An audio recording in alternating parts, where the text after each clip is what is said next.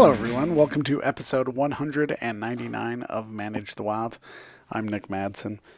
One of the things that I noticed in my time in wildlife is how often biologists got blamed for the direction that wildlife was going. It didn't matter whether or not they had a say in it, they still got blamed for it anyways.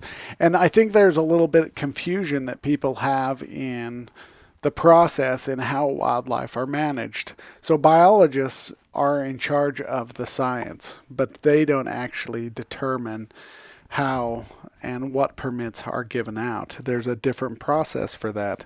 So the Utah Division of Wildlife is one I'm more specifically familiar with, but other states, all the states are required to go through something similar and have a similar setup. Some are called wildlife boards, others are called commissions, and there is a process in managing wildlife. So the state of Utah, the biologists are out looking at seeing what, let's do mule deer, for instance. They're seeing the number of buck to doe ratios. They're looking at the overall recruitment, how well is fawn production going, overall survivability. And they're making all these. And then based upon whatever the plan is, they make what's called a recommendation. Whether they keep the tags the same, they up the tags, they decrease the tags, but it's based upon whatever that management plan is. They don't actually set the number. They make a recommendation based upon whatever the plan was. So let's say that the area that I live in, its current objective for mule deer is 20,000. It's been that way since 1992. Every time they get close in that 19,000 range, every time they get there, the population crashes and drops about 4,000 to 5,000 animals, and then we start the whole process over again.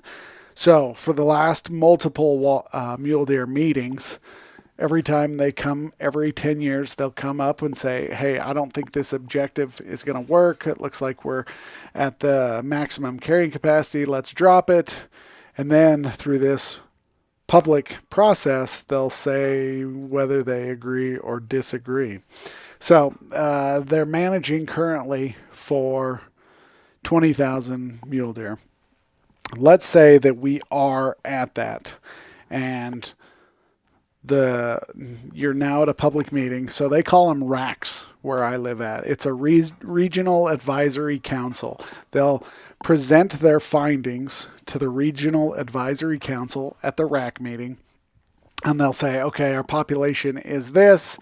We're not going to have any doe hunts, and these are the number of buck tags that I recommend because we are trying to manage it between 22 and 26 bucks for every 100 does. The regional advisory council will then hear not only the wildlife biologists, but they'll also listen to the public. And this is a chance where the public, some Joe Schmo off the street, can come in and say, hey, I think we're doing a piss poor job. I think that we need better bucks. And they'll say, okay. And then you'll have your special interest groups for whatever wildlife or opposed to wildlife. They get up and say, hey, I don't think we should allow hunting. I don't like killing deer.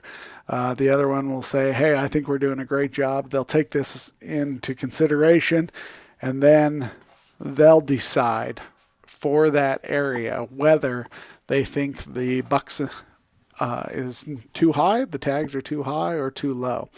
So if the buck to doe ratio is falling somewhere in the between where they want it to, and you had a pretty good year and everything seems to be going okay, the RAC board or the council can say, hey, I think we are killing too many bucks. We need to reduce the number of bucks. Or if they say, hey, we're not killing enough bucks because that's getting too high, then they can increase it. The only thing that a wildlife biologist can do is make recommendations. After all of these councils, Utah is broken down into a few regional areas. And then at the very end, after this whole mule deer plan has gone through, then it goes to what's called the Wildlife Board. The Wildlife Board then takes all of They'll listen to the wildlife biologist present, then they'll listen to all the RACs or all the regional advisory councils and listen to them whether they agree or disagree with whether the biologist should up or lower or keep the tags as is.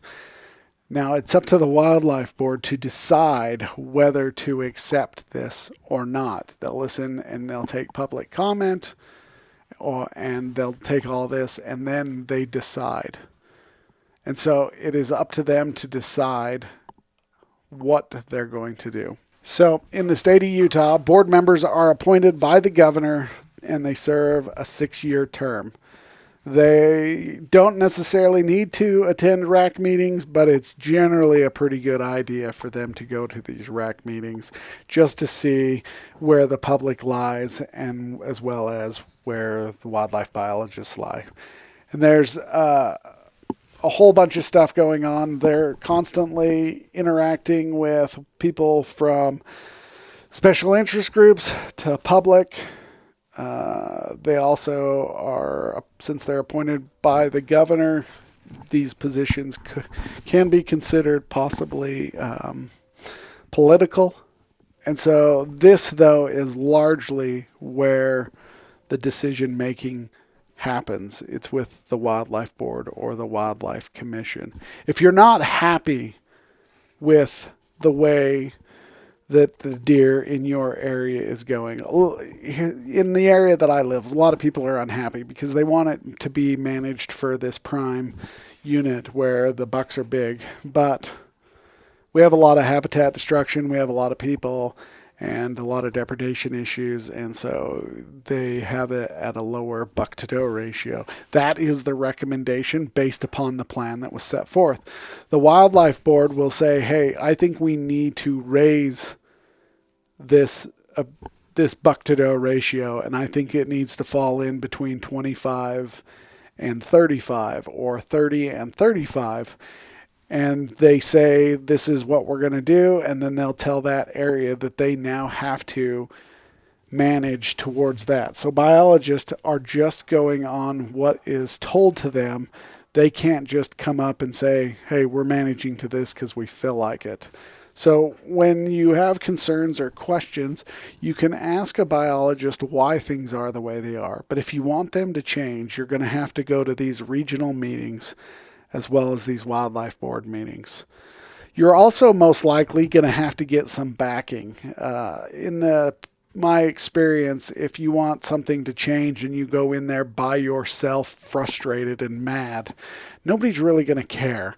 You're going to have to get backing from multiple people, whether it's signatures or one of these big influential special interest groups. You're going to have to get some backing from them and get them to agree with you before there's a change that really happens. But this whole process is very political, and it's above the wildlife biologist's pay grade. He's just managing, or she is just managing based upon what was decided in these board meetings, these commission meetings. So if you want to make a change, get interested, get involved, go to these meetings, make your comments, and you'll start to figure out that the process is a lot more complicated, a lot more political than it needs to be. All right, you guys, have a great day. Get involved. Stay wild.